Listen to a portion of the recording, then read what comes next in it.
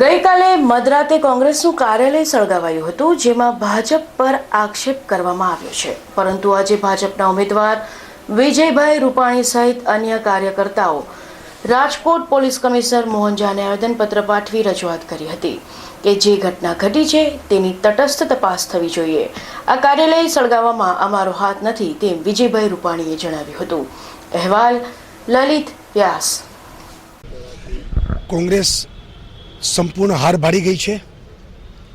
ભાજપનો વિજય નિશ્ચિત છે. ત્યારે ભૂતકાળમાં પણ કોંગ્રેસની આદત રહી છે આવા રાજકીય સ્ટંટો કરવાની.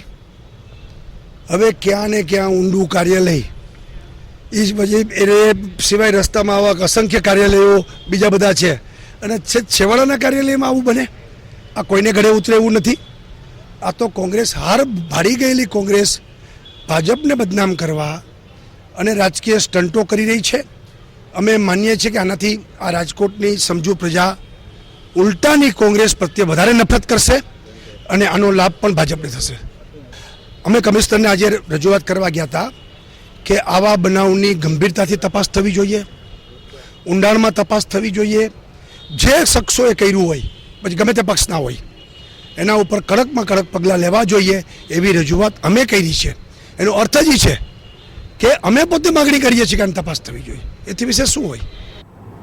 જે ગાંધીગ્રામ પોલીસ સ્ટેશનનો બનાવ છે એ અનુસંધાને આઈપીસી 435 મુજબ ગાંધીગ્રામ પોલીસ સ્ટેશનમાં ગુનો દાખલ કરવામાં આવેલ છે અને જે ડીસીબી અને એસઓજીના અને ટેકનિકલ સેલ જે છે અમારો ક્રાઇમ બ્રાન્ચનો એને પણ કાર્યરત કરવામાં આવેલ છે. આ અનુસંધાને આજે 12 વાગ્યે જે બીજેપીના ઉમેદવાર શ્રી વિજય રૂપાણી અને તેમના સાથે જે બીજા કાર્યકરો છે, મેયરશ્રી વગેરે પધાર્યા હતા અને એ લોકો પણ માંગણી કરી છે કે આ જે ગુના જે છે જલ્દીથી જલ્દી ઉકેલી આપવામાં આવે.